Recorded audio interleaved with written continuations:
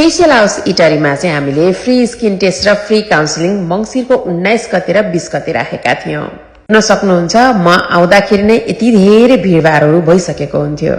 सबैभन्दा मेन कुरा भनेको चाहिँ यो टाइममा चाहिँ धेरै जना यस्तो कस्टमरहरू आइदिनु भएको थियो जसले धेरै ठाउँमा चाहिँ स्किन टेस्टहरू गरेर चाहिँ प्रोडक्टहरू किनेर लाउनु भएको रहेछ।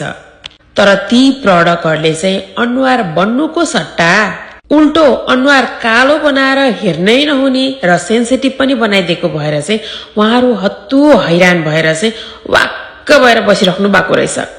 तर जब म आउँदैछु भनेर सुनिसके पछाडि चाहिँ एकचोटि उहाँसँग फ्री काउन्सिलिङ गरौँ न भनेर चाहिँ मसँग भेट्न आउने धेरै जना हुनुहुन्थ्यो।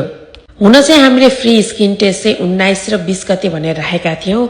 21 गते पनि तपाईहरुको लागि फ्री काउन्सिलिङको लागि म बसेको छु है, किनकि धेरै जना नै आइदिनु भयो कि फ्री काउन्सिलिङको लागि। धेरै ठाउँमा प्रोडक्टै दिने, प्रोडक्ट यति नकिनिकन चाहिँ तपाईको स्किन बन्दैन, यो महँगो महँगो फेसियल नगरिकन तपाईको स्किन बन्दैन भनेर चाहिँ उहाँलाई भन्ने गरेका रहेछन्।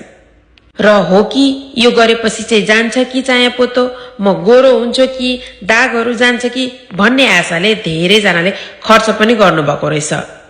यही आशामा खर्च त गरियो, तर स्किन बन्नुको सट्टा झन बढी कालो भएको र स्किन बिग्रिसके पछाडि उहाँहरू अन्तिम विकल्प भनेको चाहिँ एकचोटि मसँग काउन्सिलिङ गर्नु रहेछ।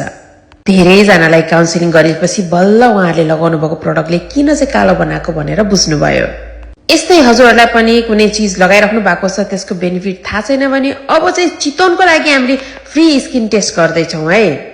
यही मंसिरको 25 गते चाहिँ म चितवन आउँदैछु र मंसिरको 26 गते र 27 गते यानि कि शुक्रबार र शनिबारको लागि तपाईहरुले फ्री स्किन टेस्ट र फ्री काउन्सिलिङ गर्न धमाधम नाम टिपाउन सक्नुहुनेछ।